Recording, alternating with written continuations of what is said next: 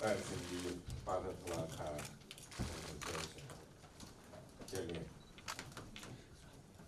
我们进入6月海合的组织的新岛公司，我们这一次呢相互结识，也交换了意见。当前中美关系保持着积极发展的势头，我们达成了共识，正在落实，高兴。今年是中蒙建交70周年，天气后气朗开来的这样节点。中方愿同蒙方以建交70周年为大，展望未来，推动中蒙关系迈向新的台阶。